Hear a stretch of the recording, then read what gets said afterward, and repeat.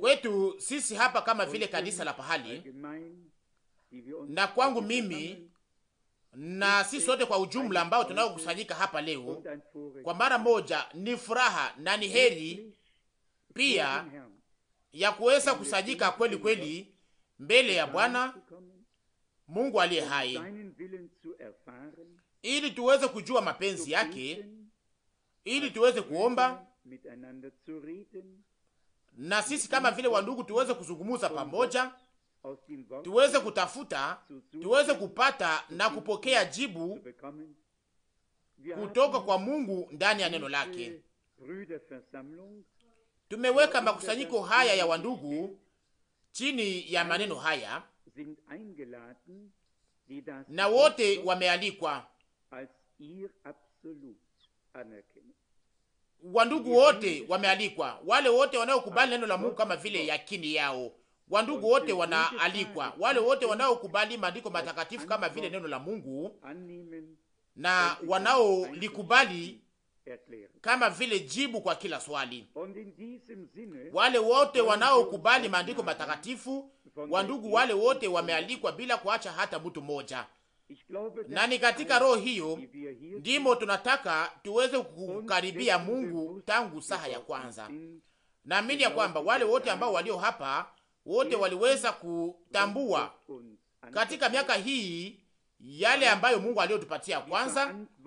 Ya pili, walijua usimamizi ambao tuliopewa ya kuweza kutangaza yale ambayo tuliyopokea kutoka kwa Bwana. Na ya tatu, ya kuweza kurudisha ushirika katikati ya wandugu, ushirika katikati ya wandugu, kuweza kupendana sisi kwa sisi na kuheshimiana sisi kwa sisi na kuhesabia wengine kuwa wema kuliko sisi, na tuweze kuomba Mungu atusaidie katika namna yote inayowezekana. Ni kusema kila mtu ahesabia mwingine kuwa mwema kuliko yeye. Hatukuita wandugu ili mtu fulani aweze kuwafundisha, hapana. Tuliita wandugu ili tuweze kuomba pamoja mbele ya uso wa Mungu, ili tuweze kusoma, tuweze kuzungumza pamoja, na kama vile tumekwisha kusema, ili tuweze kujua mapenzi ya Mungu na kuweza kuyaweka katika matendo pamoja. Hayo yanatufurahisha sana kuweza kuona gisi watu wengi waliweza kujibu aliko yetu. Katika hali yote, ninaamini ya kwamba Mungu atatupatia siku ambazo hatutaweza kusahau hata kamwe.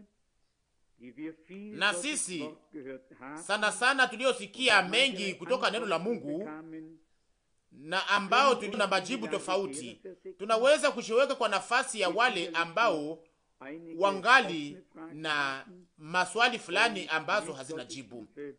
Na kwa msaada wa Mungu tunataka tuweze kuyajibu kupitia neno na kupitia uongozi wa Roho Mtakatifu.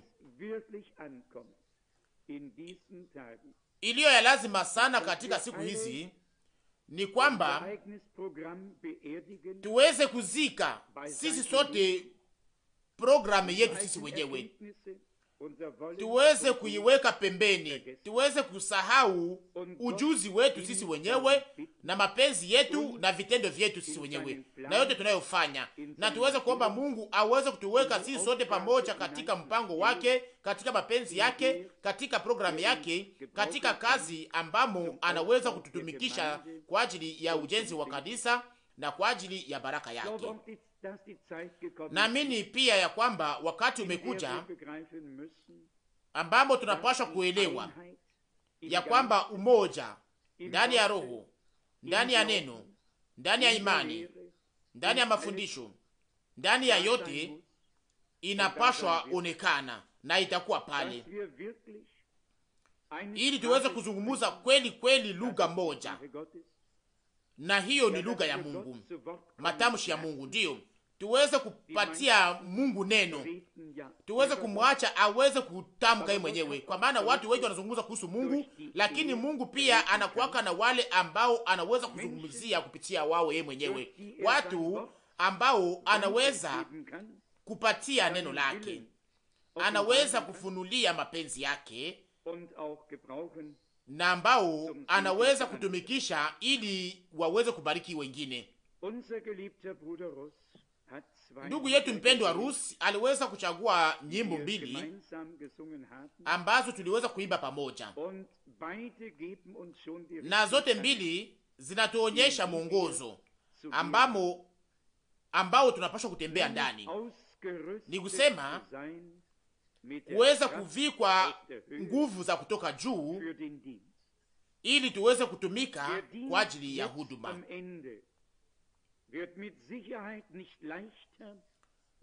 Leo kazi ndani ya kanisa haitakuwa nyepesi sana, lakini itakuwa ngumu tena zaidi kuliko jinsi ilivyokuwa kwa mwanzo.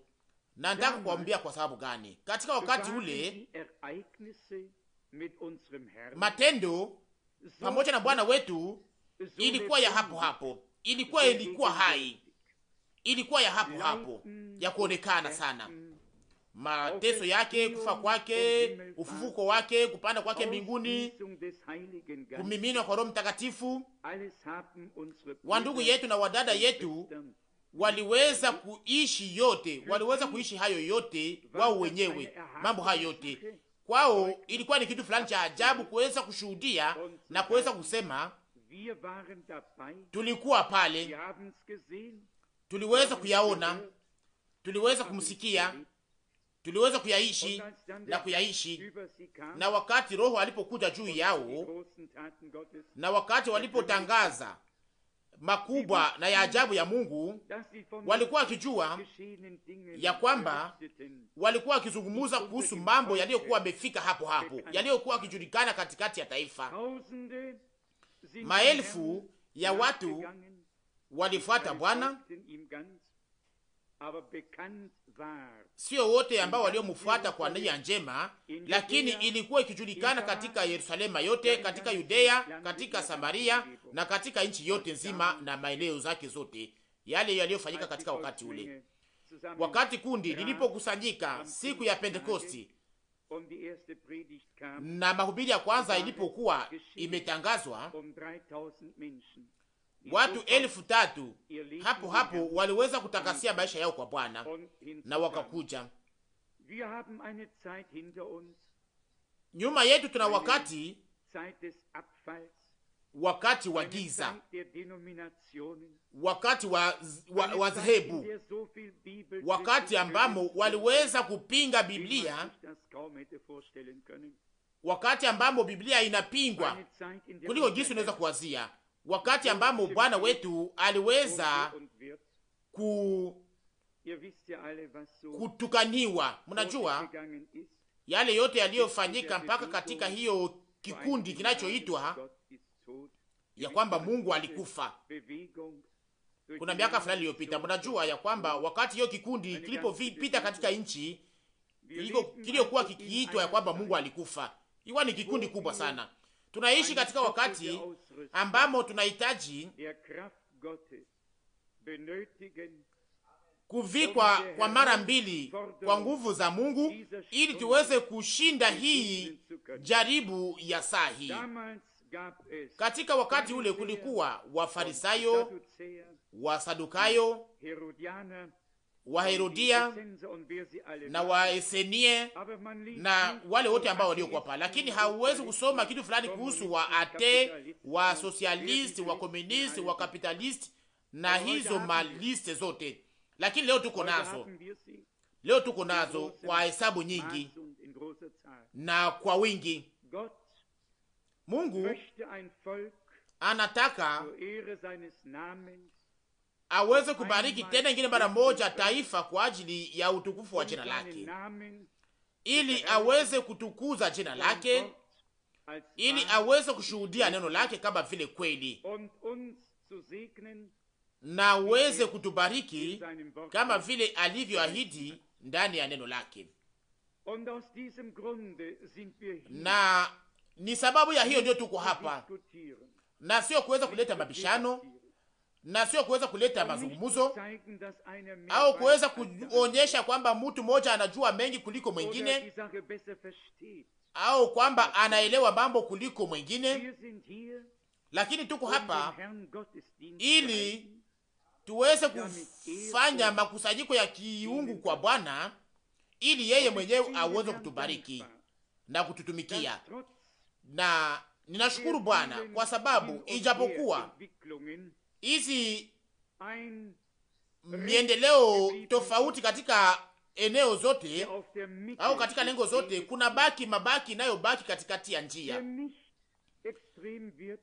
ambayo isiyobaki pembeni kwa kuume au kwa kushoto, lakini wanaotembea kweli kweli kwenye njia ya uzima ili waweze kufika kwenye lengo.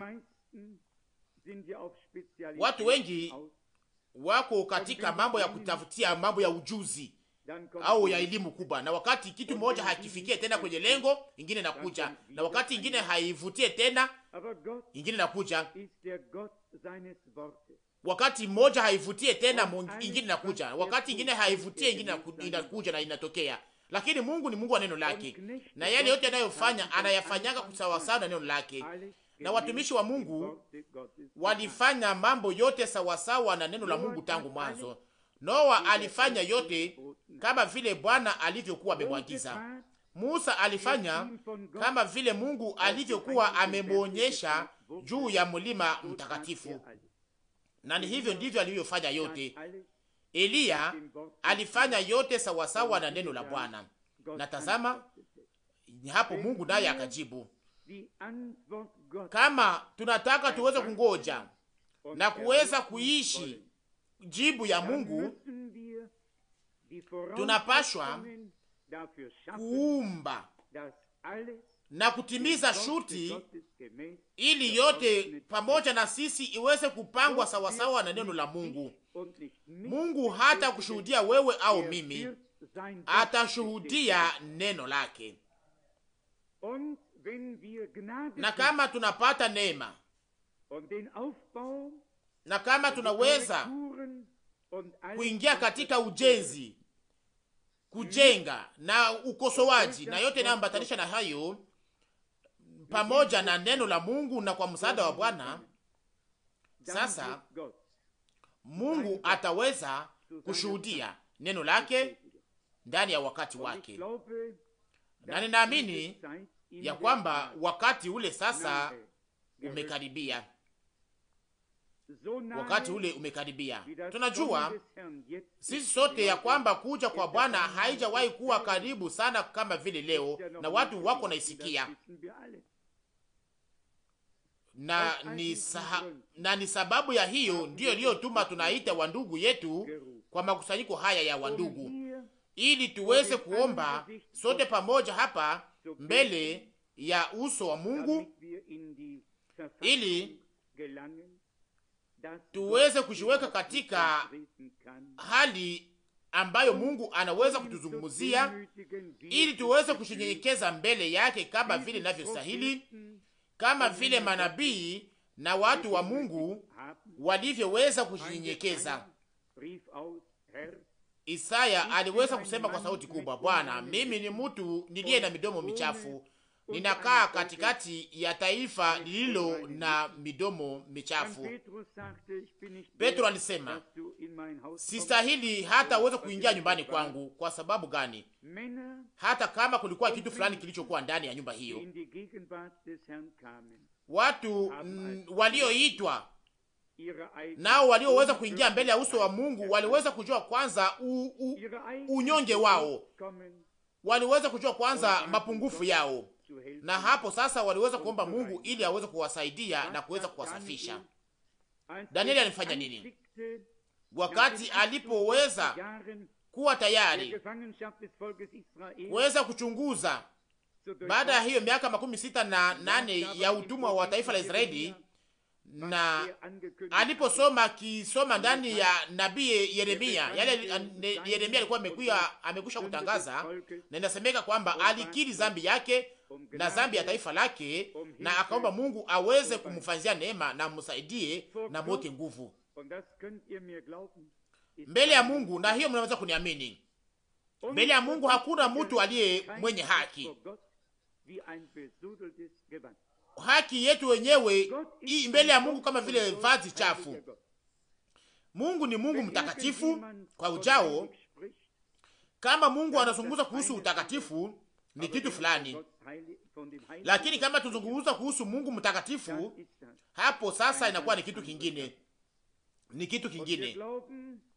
Na tunaamini ya kwamba Mungu alituita na alituchagua ili tuweze kuwa uzao wa kiungu.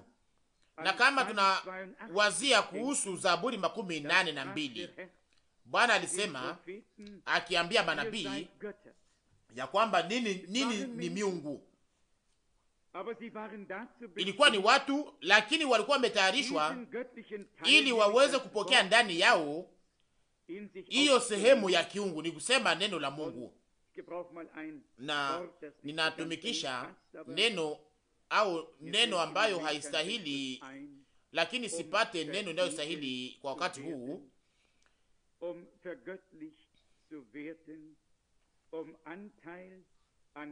ili waweze kufanywa kuwa wa kiungu, watajiri, ili waweze kufanywa kwa namna ya kiungu, waweze kupata sehemu katika tabia ya kiungu. Kama tunaweza kuangalia wanabii, walikuwa kwa nje watu, lakini ndani ya nafsi yao mlikuwa ya kiungu ya neno. Hiyo ndio ilikuwa ya lazima.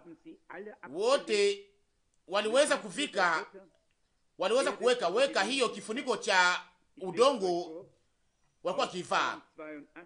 Waliwaambia kwamba ninyi ni miungu, lakini mtakuwa kama vile wanadamu. Nataka kuwasomea katika Zaburi 82 ili mweze kujua kwamba inaandikwa hivyo. Zaburi 82 mstari wa 6 mpaka mstari wa 8. Nikasema, ninyi ni miungu na ninyi wote wana wake aliye juu. Mwazie hayo, hiyo ndani ya Agano la Kale. Ninyi wote ni wana wake aliye juu, ndani ya Agano la Kale, kwamba ninyi ni wana wake aliye juu. Hata hivi mtakufa kama watu na kuanguka kama mmoja wa wakubwa. Ilikuwa nini? Watu au miungu au wana wa Mungu aliye juu, lakini hapa duniani walikuwa katika sura ya mtu, lakini ukamilifu ulikuwa bado kuwa.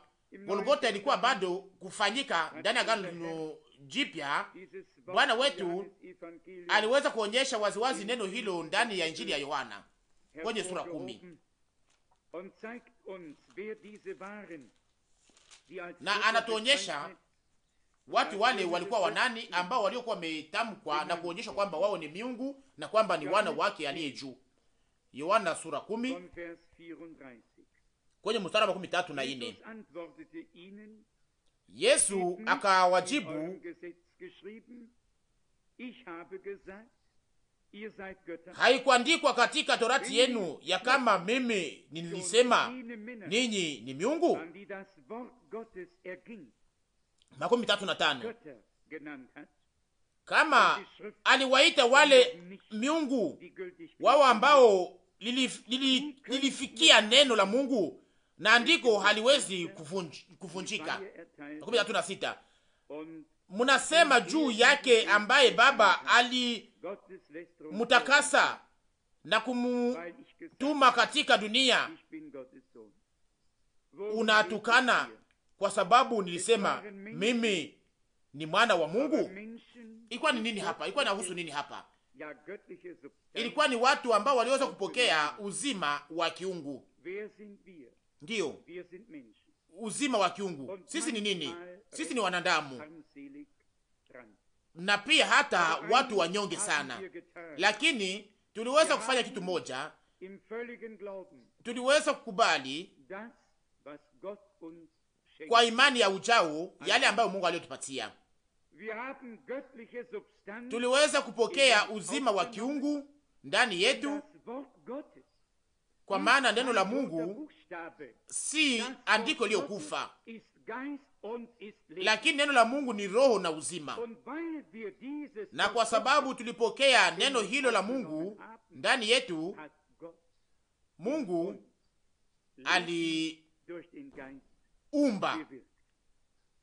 aliumba uzima ndani yetu kupitia roho. Hatutaki kuzungumuza au kuzungumzia hiyo sasa. Ningetaka niweze kuambia wandugu wapendwa ambao walioweza kututembelea sana sana, wakati wa ndugu wa Zairi waliponiambia ya kwamba walikuwa tayari kuweza kulipa tiketi yao ya kuweza kuja hapa katika makusanyiko. Hiyo ndio kunifurahisha sana, na Mungu awabariki sana.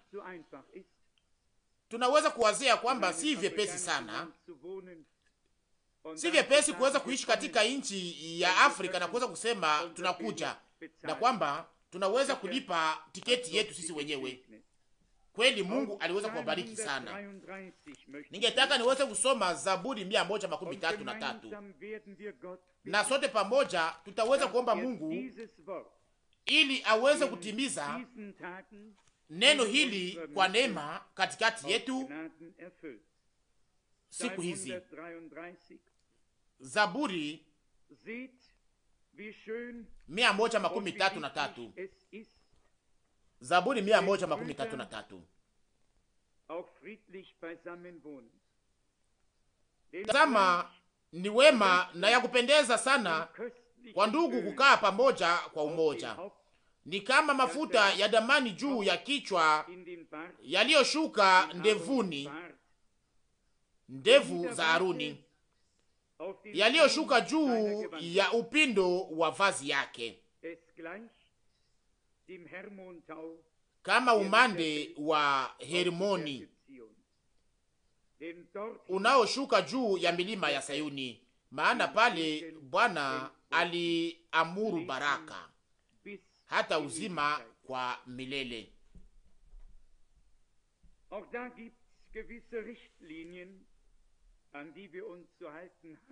Pale pia kuna miongozo fulani ambayo tunapaswa kushikamana nayo kama tunahitaji baraka za Mungu, kama vile ilivyoweza kuishi hapa, kama vile Aroni aliweza kuipokea na kama vile alivyokuweza kuipokea na kisha akawekwa katika kazi ya ukuhani na akapakaliwa. Hakupakaliwa tu kidogo kama vile tunavyofanya wakati tunapoombea wagonjwa na tunapowapaka mafuta, lakini alipakaliwa kwa mafuta mengi, kwa kiwango upako au mafuta ya upako iliweza kumshuka kwenye ndevu zake zikaingia paka kwenye pindo la vazi yake. Alipakaliwa toka kichwa mpaka kwenye miguu yote kwa ujumla, yeye wote kwa ujumla, ili hivyo sasa aweze kuingizwa katika kazi ya Mungu. Tunayamini kwa maana inasemeka kuhusu Bwana wetu ya kwamba angepashwa kutimiza kazi yake, naye alipakaliwa kwa Roho Mtakatifu na kisha akaenda. Tutaweza kuyazungumzia pia siku hizi na tutaweza kuomba ili Mungu aweze kutupaka upako wa kweli wa Roho Mtakatifu kutoka kwenye kichwa mpaka kwenye miguu. Upako kama ule ambao tunayoonyeshwa hapa na hapo, na ni mahali ambapo wandugu wanakaa pamoja, wanapoungana, wanapokuwa pamoja. Ni hayo inaonekana inafanana na mafuta ya damani iliyokuwa kwenye kichwa cha Aroni. Nasi tuko pamoja, tukiwa mmoja, tukiungana, tukikusanyika, na hapo sasa ndipo baraka ya Mungu itamiminika. Acha upako uweze kuja juu yetu, na ili Bwana Mungu aweze kusifiwa na aweze kupokea inayompendeza. Inasemeka waziwazi ya kwamba hiyo inafanana na umande wa Hermoni. Ni nini inafanana hiyo? Ni wakati wa ndugu wanapokaa pamoja kwa moyo mmoja na nafsi moja, wakiungana katika salama. Hapo ndipo kunakuwa baraka, hapo ndipo kunakuwa upako, na mahali ambapo Mungu iko kunakuwa upako. Mahali ambapo Mungu iko kunakuwa upako, pale pia kunakuwa baraka. Na mahali ambapo Mungu iko na mahali ambapo taifa lake linyenyekea chini yake, hapo pia kunakuwa umoja. Siku ya Pentekosti walikuwa wamekusanyika katika nia moja, walikuwa moja kwa nafsi moja na roho moja. Ni hapo ndio ilikuwa siri. Hiyo ndio ilikuwa siri, ilikuwa kihusika kuwa moja kwa nia moja, kwa moyo moja, nafsi moja, kuungana pamoja kwa salama. Mungu ataweza kushughulikia inayobaki. Petro alikuwa ameweka kwanza mambo katika utaratibu. Kwenye sura ya kwanza, kama tunavyojua, moja alikuwa ameenda na mwingine alipaswa kuchaguliwa ili hesabu iweze kujaa, na kisha wakageukia neno la unabii, wakafungua neno la Zaburi na wakasema kwamba ilipaswa kutimilika ile andikwa katika Zaburi ya hii na hii, ya kwamba makao yake iwe ukiwa na mtu mwingine akamate kazi yake, akamate kazi yake. Petro alifanya yale ambayo mtu wa Mungu angeliweza kufanya. Anaweza kusoma mambo ndani ya maandiko, anaweza kuyapanga ili yote iweze kuwa ya haki, na hiyo ndio inapaswa kufanya tu. Na hapo sasa Petro ambaye aliyekuwa mbele ameonyesha kwa mambo kwa namna ya kibiblia na alikuwa ameipanga vizuri, hawezi zaidi au kidogo kuliko wale 119 waliokuwa wamekusanyika pamoja naye. Alikuwa na kitu moja cha kufanya, ni kuweza kuungana pamoja katika maombi. Hakukukua mtu fulani aliyekuwa anahitaji ya kuzungumza. Ilikuwa ni wakati sasa wa Mungu wa kutenda, na sasa Mungu akajibu. Na ninawaza ya kwamba nasi tumeelewa ya kwamba nani, hiyo ndio inayofanyika sasa. Hatuna haya ya kusema ya kwamba Mungu alitumikisha ndugu Branham kwa namna ya kipekee ili aweze kutupatia utaratibu wa Biblia na mafundisho ya kibiblia na mambo tofauti inayotoshwa katika maandiko matakatifu, lakini hangeliweza kubariki, hangeliweza kupaka, hangeliweza kuvika taifa la Mungu kwa nguvu za Mungu au kuweza kuipatia wengine. Hayo ni mambo ambayo Mungu anaomba mtu fulani kufanya, na wakati mtu wa Mungu huyo alipofanya yale Mungu alikuwa amemwambia kufanya, hapo sasa mtu hana cha kufanya tena, lakini sasa ni Mungu ndiye anaanza kutenda. Nasi tunakusanyika hapa sisi kama vile wandugu katika siku hii ili tuweze kushiweka pembeni sisi wenyewe, tushiweke pembeni ili Mungu yeye mwenyewe aweze kuwa na njia zake, tuweze kushitosha katika njia ili Mungu aweze kuwa na njia yake. Leo ndugu Wasiri ambaye aliyetafsiri kitabu changu cha mwisho inayoitwa Kurudi kwa Kristo aliweza kuniandikia na kaniambia, ndugu Frank, ili niomba saa 36 na kisha nilimaliza kutafsiri. Alitafsiri katika lugha ya Kiarabu. Aliandika pia kuhusu maneno haya, akasema ya kwamba nilisimama kwanza kidogo na sikuweza kutafsiri, sikuweza kutafsiri hizo masaa 36 kwa mara moja, lakini kwa namna moja niweza kuwazia. Mtazame hayo hayo inaweza kukamata tena muda gani? Aliandika kwamba yeye ilimaliza saa 36 kitabu kidogo. Sasa ndugu Barelia aliweza kutafsiri ngapi? Vitabu ngapi ambavyo ndugu Etienne Chantone aliweza kutafsiri? Hawa ndugu wanahitaji kuweza kushukuru. Hawa ndugu wanahitaji shukurani mbele ya uso wa Mungu. Na tangu jana jioni niliweza kusikia kuhusu wa ndugu mpendwa Kupka wa nchi wa Polonye. Nisikia kwamba aliweza kutafsiri hesabu nyingi ya mahubiri. Tunangoja tu ili tuweze kupokea vyombo vinavyostahili ambavyo hawezi hata kupokelewa. Polonye ni nchi tajiri, lakini kuna mambo machache ya vyombo kama hiyo. na hapo sasa tuna shida sana, lakini Mungu kama akitaka itakuwa hivyo hapa karibu. Watu wale wanahitaji shukurani ya kweli mbele ya Mungu. Kuna mambo mengi ya kufanya tena mbele Bwana aweze kutimiza mambo ya mwisho, lakini tunaweza kusema tunaweza kutumainia kitu moja,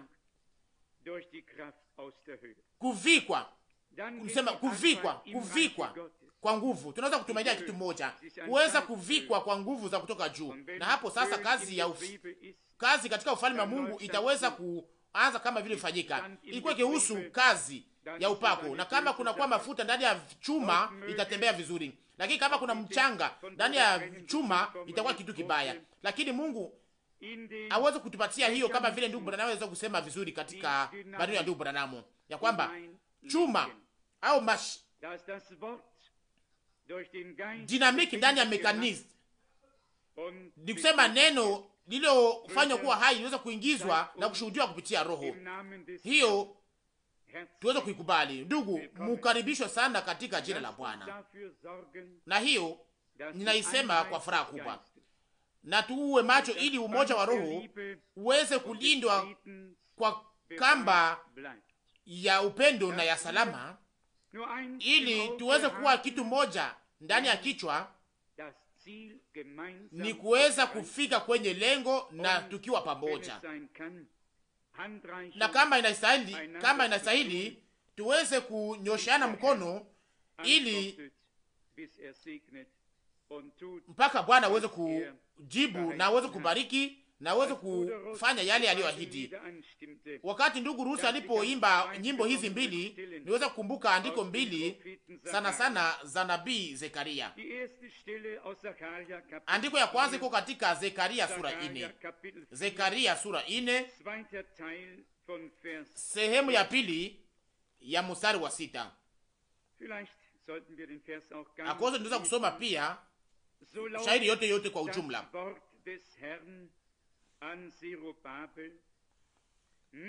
Hili ni neno la Bwana kwa Zerubabeli likisema, si kwa uwezo wala si kwa nguvu, lakini kwa roho yangu,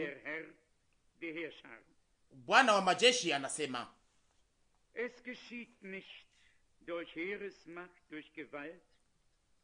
Si kwa nguvu za majeshi au kwa uwezo, lakini kwa roho wa Mungu. Imeandikwa hapa pia kwenye sura 10, Zekaria sura 10 mstari wa kwanza. Katika wimbo wa kwanza tuliimba ya kwamba mvua ya baraka iweze kumwangika. Zekaria sura 10 mstari wa kwanza. Ombeni Bwana mvua kwa wakati wa mvua ya nyuma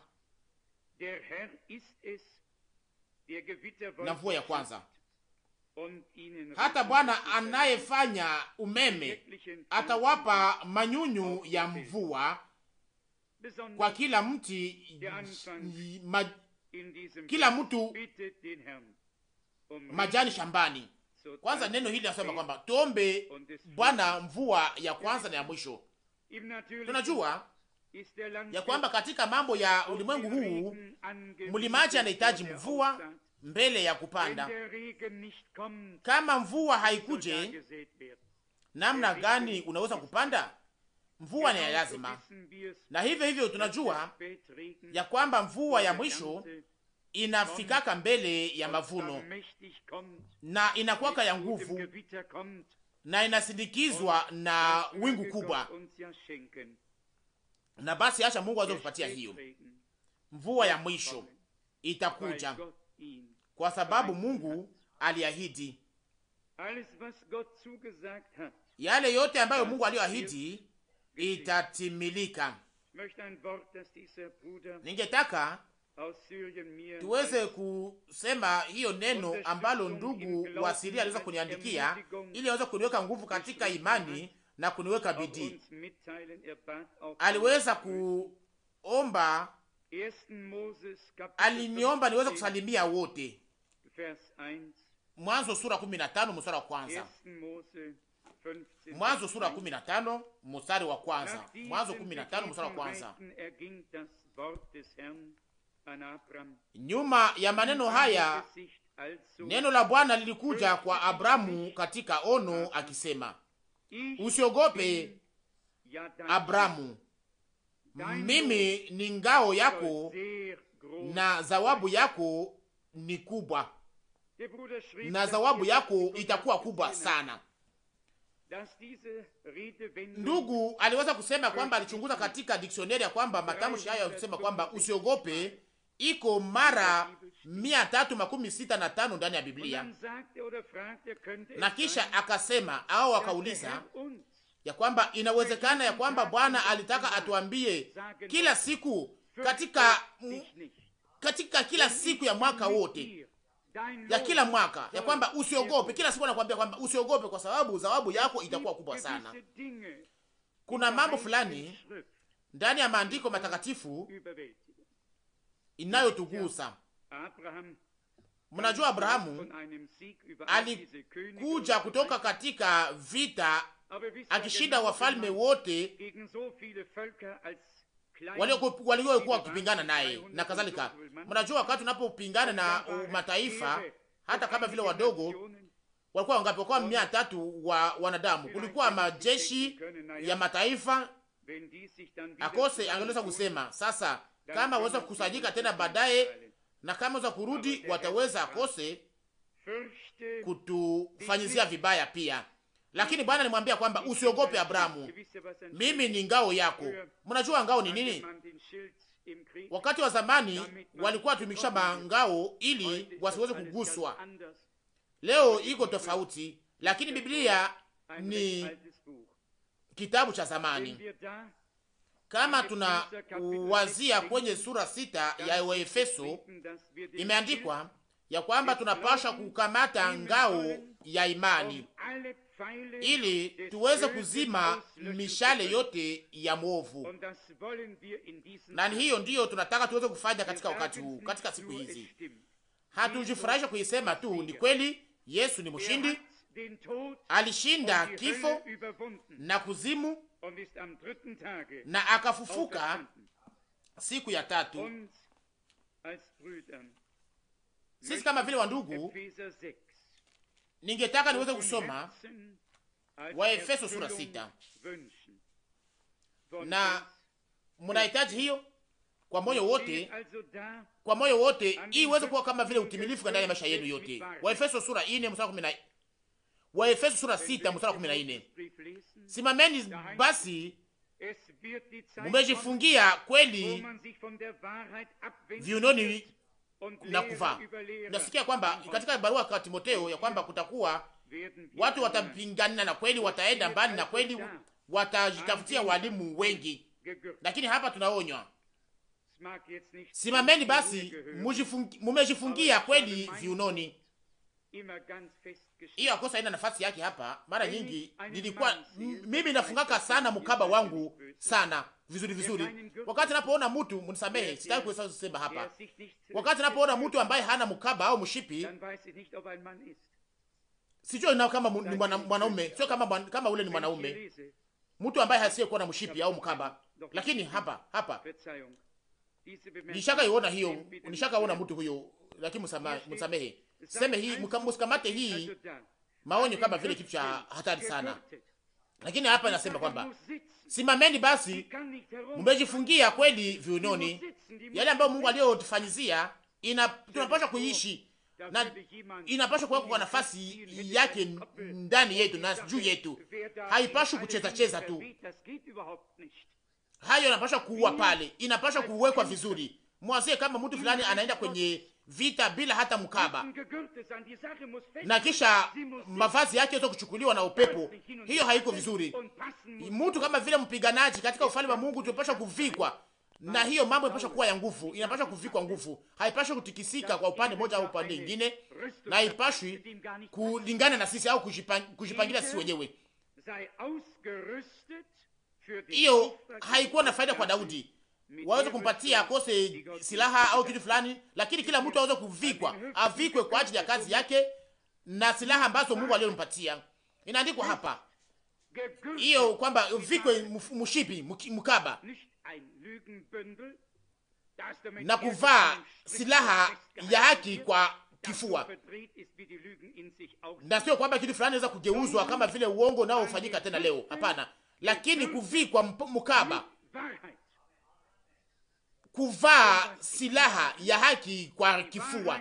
Na kweli ni nini? Kweli ni neno la Mungu. Amina, amina. Kuvikwa kweli takatifu niyo pale, kitu mpasha kuwa pale, mpasha kufungwa vizuri, mpasha kuwa ngumu. Nataka kuambia yeye neno lafungwa vizuri, nayo kwa imara ni neno la Mungu. Kila neno la Mungu ni la kweli na kwa simama imara, na mpasha kuvikwa kwa neno la Mungu. Mshaka sikia hiyo, kuvikwa kwa neno la Mungu. Naendelea kusoma.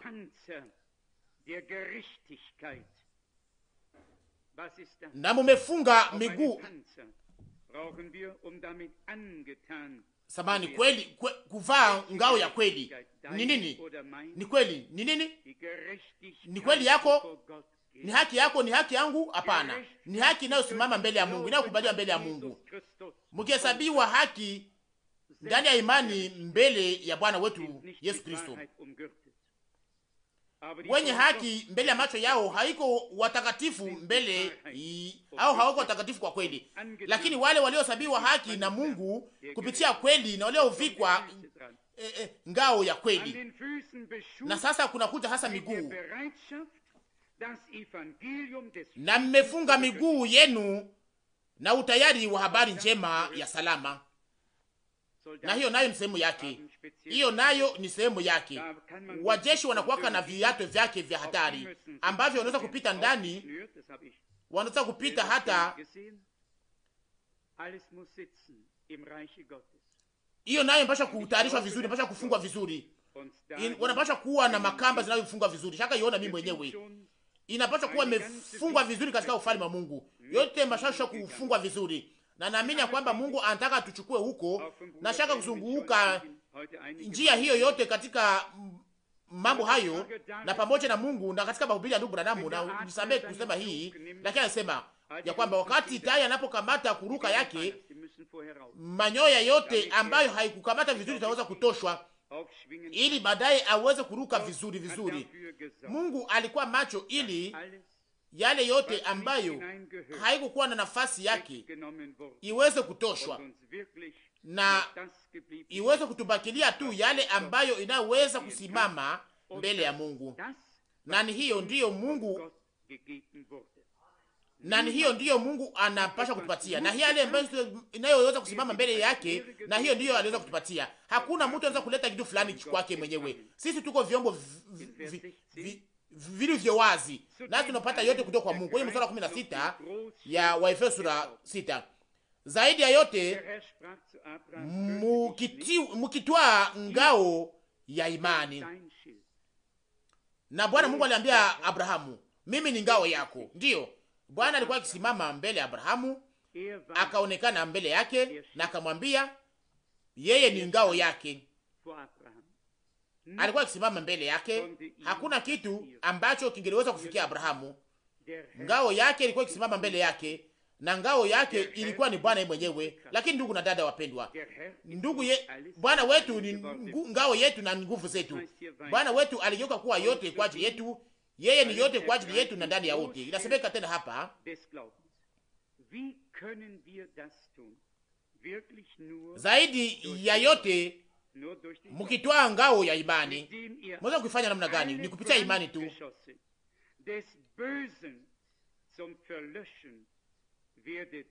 Nayo mutaweza kuzima mishale yote yenye moto ya yule mwovu. Mwovu anapigaka mishale kwa nguvu zake zote, na hiyo yote inakuwaka ni mishale ya moto. Mahali pote anapopiga inakuwaka ni moto, kunakuwaka moto. Lakini Mungu alitupatia vyombo, kuvikwa silaha kwa ajili ya hiyo, nasi tunaweza kuzima au kuweza kuzima mambo hayo yote kwa neema ya Mungu. Lakini silaha hizo ambazo Mungu anasema aweze kutupatia katika siku hizi, hiyo ni ombi yetu si sote, na tunaomba wandugu na wadada waweze kutukumbuka pia, ili tuweze kuvikwa katika siku hizi, ili tusiweze kuwa tena wale wale. Mstari wa 17 inaandikwa, napokeeni kofia ya wokovu na upanga wa Roho ndiyo neno la Mungu.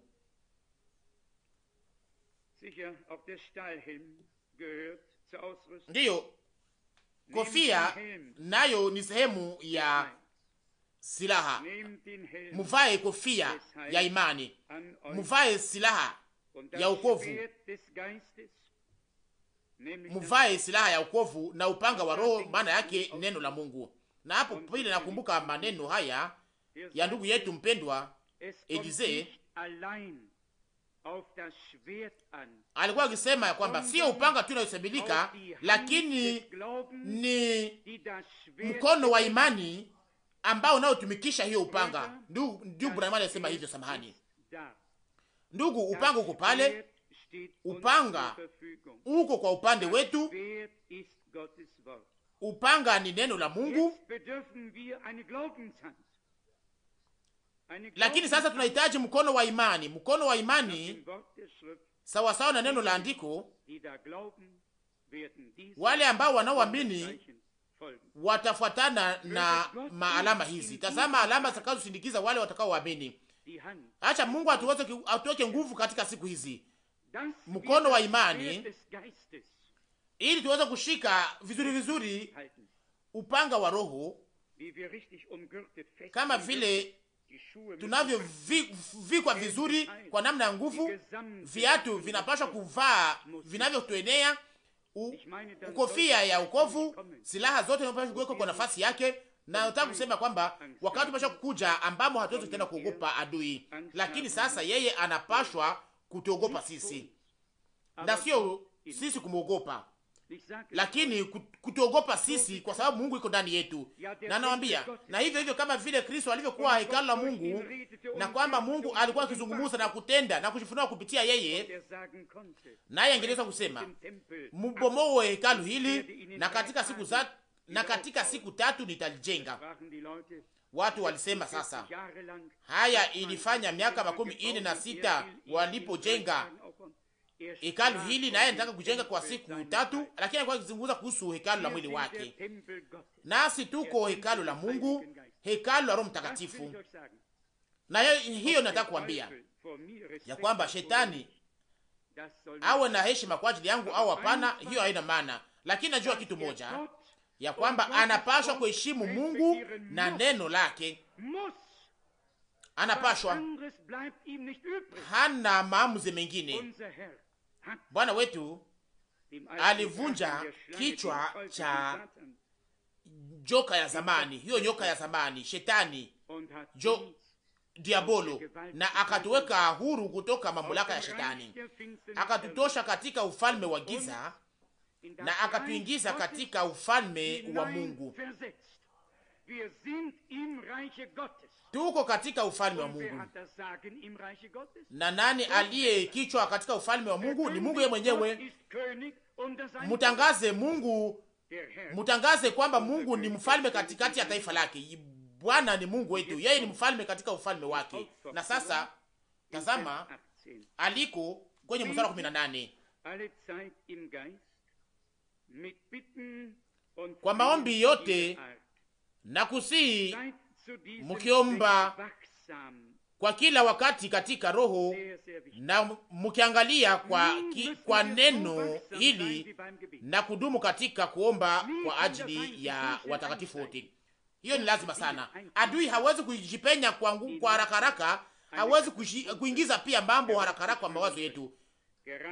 Kama anaweza mara nyingi adui anaweza kuingiza mawazo ndani yetu, lakini inakuwa ni vibaya sana kama tunaweza kuyatamka hapo. Sasa kama tunaingizwa na mawazo hiyo, tunapaswa kuomba sasa, tunapaswa kuwa macho sasa hapo, ili tuweze kuomba, ili adui asiweze kunongonea kitu fulani, lakini sasa tuweze kufanya tofauti iliyo wazi, tuweze kuomba katika kila wakati ndani ya Roho kwa maombi na kusihi, na tuweze kuwa macho ili tuweze kuwa katika unyenyekevu wote na katika uvumilivu wote, tukiombea. Ni kusema katika uvumilivu wote, katika uvumilivu wote, ni kusema kuomba na kuomba tena, kuvumilia.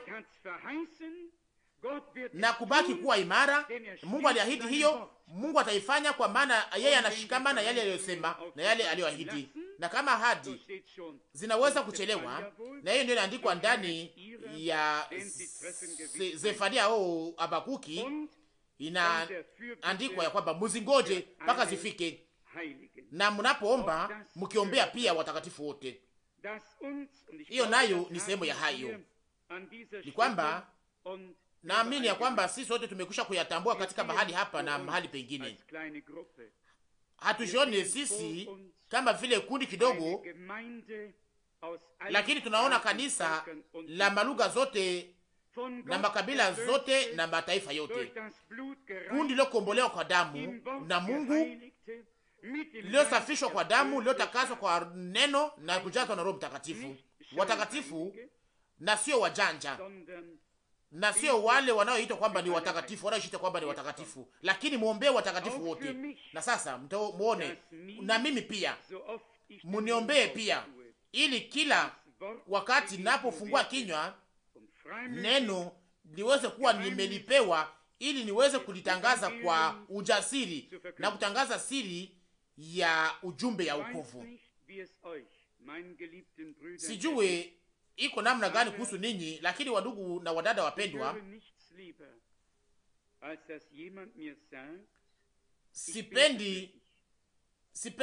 sipendake kitu zaidi kama vile mtu anayeniambia kwamba ninakuombea. Wakati mtu anaponiambia kwamba ninakuombea,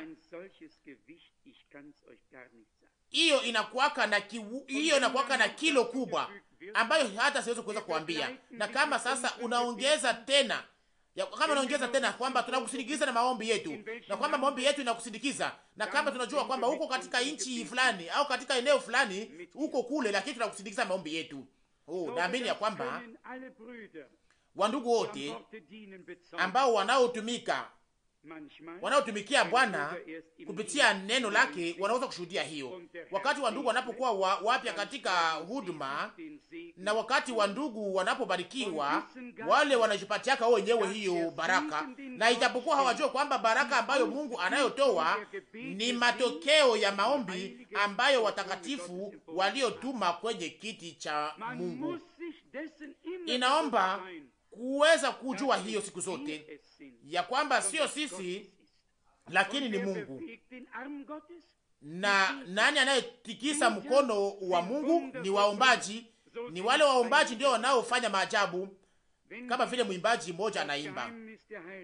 Wakati tunapotangaza siri ya ujumbe ya wokovu, mnajua ya kwamba wengi wanatangaza Injili. Paulo hachoki kusema kuhusu siri, lakini kama tunaweza kukamata neno hilo siri hapa, kama unaweza kusoma barua kwa Efeso kuhusu maneno haya, mara ngapi inasemeka pale? Mshaka kusikia ikisemeka kuhusu mchungaji fulani wa Kiwamsho au wa Kiluteri aliyeweza kuzungumza kuhusu siri ya Injili. Mshaka kusikia ikisemeka kuhusu hata siri ya Kristo.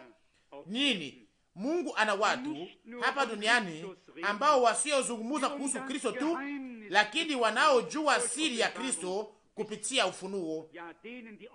Ndio wale ambao ufunuo wa Kristo iliweza kupewa kwao. Kuna wengi wanaohubiri Injili, lakini muwasikie, tunaweza kujificha sisi wote. Tunaweza kujificha wakati wanapohubiri, wakati tunapowasikia, lakini siri ya Injili ni nini? Ni siri gani iliyokuwa imefichwa mbele ya kuwekwa misingi ya dunia na ambayo iliweza kufunuliwa sasa baadaye kwa watakatifu wake? Wa Efeso sura 3 mstari wa 9, ili aweze kutoa nuru yote ya kuweza kujua ni lengo gani iliyokuwa ikiambatanishwa na siri na utimilifu wa siri iliyokuwa imefichwa tangu mwanzo ndani ya nyakati, ndani ya Mungu aliyeumba vitu vyote. Wa Efeso sura 3 mstari wa 9. Ndio ilikuwa imefichwa ndani ya Mungu. Na wakati gani ilipofunuliwa? Namna gani ilivyofunuliwa? Ndani ya Mungu ilikuwa imefichwa, lakini ndani ya Kristo ikaonekana. Ni ndani ya Kristo ndiyo iliweza kufunuliwa. Kuna andiko za Biblia ambazo wakati ilipokuwa imefunuliwa inaweza kuwa na sasa na maana yake yote kwa ajili yetu, sivyo ndugu? Kuna andiko za Biblia ambazo kuweza kuonyeshwa kwa nuru katika miaka mingi, lakini baadaye ikapata umuhimu wake ambayo haukuweza kupata na kuona mbele, na ambayo sasa ambayo hangeweza hata kuwazia. Lakini wapendwa, sikutaka kuhubiri, nilitaka tu niweze kuja hapa na kuweza kusoma maandiko tu, lakini hayo ni sehemu ya kutumwa. Na acha basi Mungu aweze kufanya ili aweze kufanya matendo au matokeo yale yaliweza kutumwa. Nusu unaweza kusoma shahidi nyingine hapo kwenye mstari wa 20 wa Efeso sura 6 mstari wa 20. Wa Efeso 6 mstari wa 20. Kwa sababu yake mimi ni mjumbe katika mnyururu, ili niseme kwa uhodari kama inavyofaa mimi kusema. Tunataka tuweze kuwa hivyo sisi sote. Hatutaki tu kuweza kukimbia bila kutumwa, la hatutaki kuweza kwenda bila kuwa tuliweza kutumwa. Tunataka ili tuende kwa sababu tuliagizwa kwenda. Hatutaki kuweza kuzungumuza tu, lakini tunataka tuzungumuze kwa sababu tuliambiwa kuweza kusema yale ambayo Mungu anataka kusema. Na kama nasemeka hapa kwenye mstari wa 19, na kwa ajili yangu nipewe, muniombee pia. Mstari wa 20 ya kwamba kwa sababu yake mimi ni mjumbe katika minyororo. Nisema mjumbe au mtume, ili niseme, ili nikusema ndani yake, kusema ndani yake. Hapa akisemeka kuhusu ujumbe wa wokovu, ili niseme kwa uhodari kama inavyofaa mimi kusema. Hii ni ombi yangu, na ningetaka niweze kuleta hii hitaji, na naamini ya kwamba hiyo ni ombi na mahitaji ya wandugu yetu wapendwa ambao waliotutembelea. Hatutaki kuweza kuhubiri tu, tunataka tuweze kuhubiri katika jina la Bwana.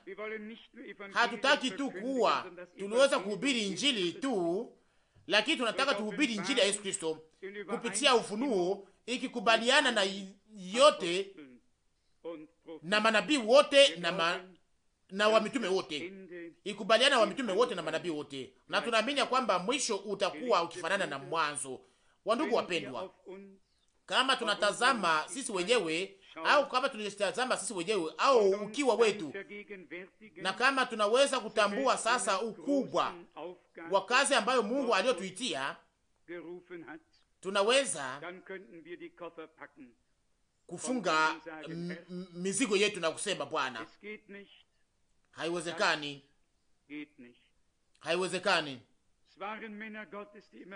Ilikuwa ni watu wa Mungu ndio waliosema mara nyingi, siwezi kuzungumuza, au niko kijana sana, au siwezi. Na kisha Bwana akazungumuza, na ni Bwana ndiye aliyewapatia nguvu kwa ajili ya kazi au kwa ajili ya huduma. Ndugu, nasi pia hatutaki kujiangalia sisi wenyewe, lakini tuangalia Bwana, yeye aliyetuomba, aliyetuzungumzia, aliyetupatia mafuta, aliyetupatia neema yake, aliyetupatia neno lake kwa neema. Tunataka tumuombe ili asiweze kutupaka tu kama vile wengine waweza kupakaliwa, lakini tuweze kupakaliwa sisi wote kwa ujumla, kutoka kwenye kichwa mpaka kwenye miguu, kama vile Aroni alivyopakaliwa kwa mwanzo wa kanisa la Agano Jipya, kama vile kwa mwanzo wa kanisa la Agano Jipya, kuweza kupakaliwa kwa ujao kwa Roho Mtakatifu. Na hapo ungeweza kusikia kwamba nguvu za Mungu zilikuwa zimeonekana. Tunaamini ya kwamba Mungu ataonyesha nguvu zake, na hata kama hatujui sehemu inayofuata, lakini Mungu yeye mwenyewe anaijua vizuri. Uwe kimya moyo wangu, Mungu anajua sehemu inayokuja au hatua inayokuja. Acha Bwana aweze kutumikisha siku hizi kwa ajili ya kutubariki sisi sote kwa nguvu, na awe pamoja nasi sisi sote. Kesho asubuhi tutakuwa hapa sisi kama vile wandugu saa 10 kesho nyuma mchana kati akose saa 10 au saa 8 saa 10 saa akose saa 10 na saa kenda au saa 8:30 sijui. Kesho jioni pia, kama ndugu fulani anaweza kuja au hapana, kama kuna ndugu fulani anayeweza kuwa tayari kuweza kusema kitu fulani, au kama tunaweza kuacha hiyo kwa ajili, kama tunaweza kuacha hiyo mpaka siku ya sita inayokuja. Na huzunisha sana kwa sababu hatuweza kuzungumza kuhusu mwendeleo. Tunataka tu tuweze kukamata mambo gisi yalivyokuja. Mchana wa undugu umetayarishwa kwa ajili ya kesho, na nyuma ya kesho au kesho yake mchana ya undugu, na siku ya 3 jioni, siku ya 6 jioni tutaweza kukusanyika pamoja tena, na wandugu wataweza kuwa hapa tena siku ya 6 jioni, na kwa ajili ya makusanyiko ya kawaida. Na ninyi yote ambao hamtaweza kuwa hapa siku hizo mbili, mtukumbuke katika maombi yenu kama vile yaja kwa mbele, na sana sana katika masaa tunapoweza kukusanyika hapa, akose saa 4 ya mchana au saa 8:30 au kama vile kawaida jioni saa 10, saa 1 za jioni kama vile inavyostahili. Lakini mtukumbuke sana sana, mtukumbuke Mungu anapaswa kutambulika katika hali yake inayostahili, naye anapaswa kupokea inayompendeza, na tunahitaji ili tuweze kufanya yote ambayo Bwana aliyotuagiza kufanya, ili tuweze kusema tulifanya yote sawasawa na neno lako, na kisha tutaweza kujifurahisha tukiona gisi Mungu yeye mwenyewe ataweza kushuhudia neno lake, kama vile ilivyokuwa katika wakati wa Eliya. Alijenga madhabahu, alikamata mawe 12 akajenga tena madhabahu. Nasi tuweza kukamata mafundisho ya mitume 12, tukajenga madhabahu ya Mungu katika kanisa kwa namna tunayoweza. Lakini sasa atusaidie na aweze kutumikisha siku hizi kwa ajili ya hiyo. Amina. Tusimame na tuweze kuabudu.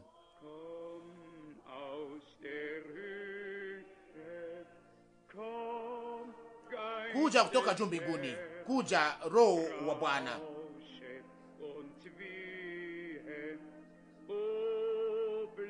Na utupulizie na uzunguke juu yetu, usibaki mbali.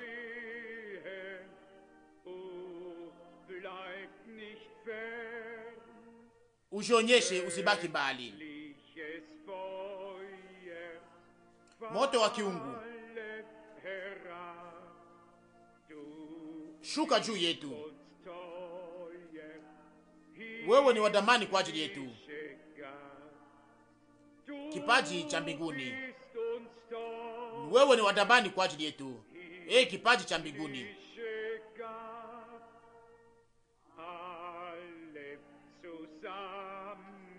Sote pamoja tubatize kutoka juu mbinguni, ili moto mtakatifu uweze kuonekana juu yetu, ili moto mtakatifu uweze kuonekana juu yetu. Mungu mwaminifu na Bwana, sote pamoja tunakushukuru kwa sababu sisi taifa lako, kundi la mkono wako, tuweze kupokea maneno ambayo uliyotamka, kama vile unaweza kutuambia sisi wenyewe, tunaweza kuyakubali.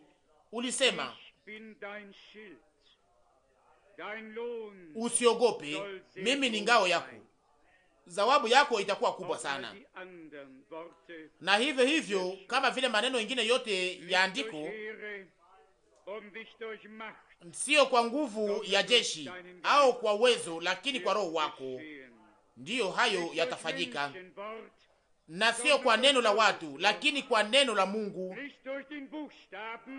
na sio kwa andiko au kwa barua tu, lakini kupitia ufunuo wa Roho. Tunakushukuru kwa ajili ya hiyo Bwana mpendwa. ilikupendeza ili uweze kufunua siri yako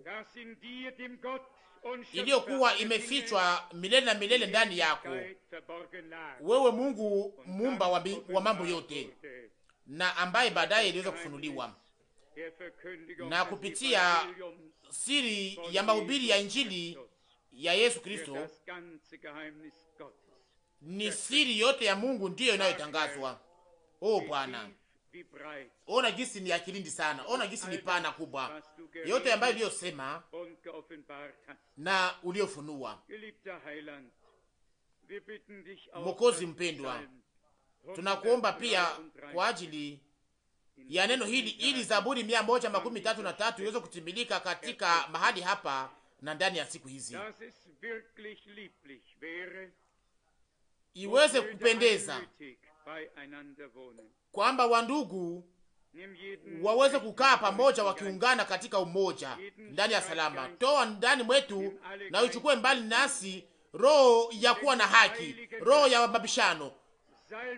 Toa ndani mwetu kila roho yote, utupatie Roho Mtakatifu, utupakae kwa upako takatifu ya nguvu sana kuliko gisi ilivyokuwa mbele. Bwana mpendwa, uwe na njia yako pamoja nasi. Amina.